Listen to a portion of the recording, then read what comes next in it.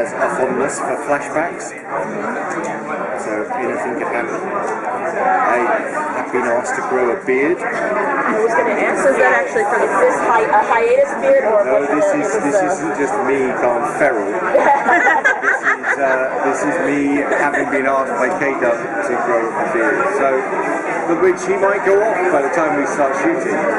It's going to cause mayhem because I'm quite a tan, and it's going to cause mayhem for makeup doing the bottom half of my face. Anyway, so we'll see. I don't know. I know that there's lots still to come, and there's lots. Joe ended up in the last season being quite selfish and quite, obviously selfish. He's a psychopathic serial killer,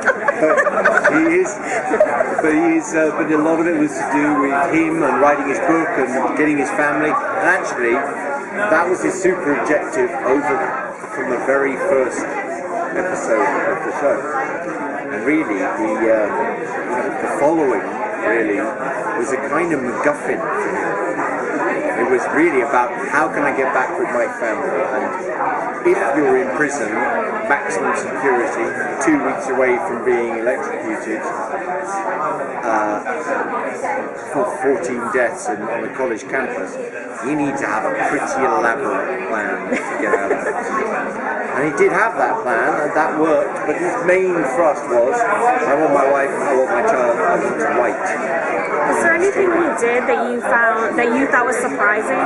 Anything that Joe did? Well, he always surprised me. I think that's one of the beauties of doing these kind of shows, is that when you get given the script every week, you go, wow, that's a surprise. I was really shocked that he had Agent Parker killed, for example. I think he quite liked Agent Parker. So, I was surprised by that. So, but yeah, there are lots of things like that.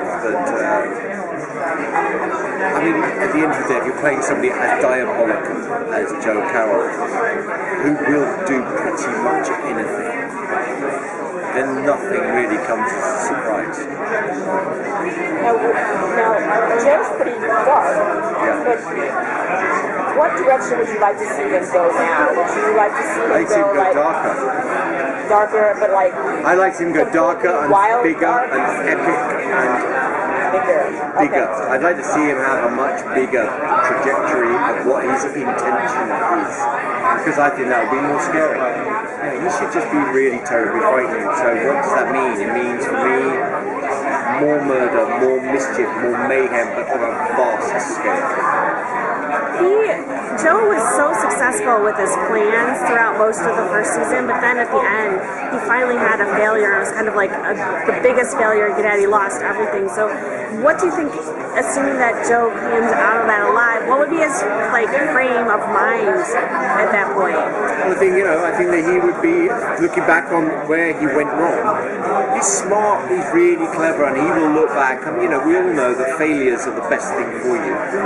And you look at failures and understand and process failure. Where did you go wrong? And what steps did you? And the big step, obviously, is that he trusted his wife again. The moment she stabbed him with the knife, that was kind of that broke the force field in a way, and his dream of getting back with her crumbled. And I think he was profoundly shocked that she did that to him. Obviously, he's mad. You can't apply our normal logic to him, because he's insane. Thank you.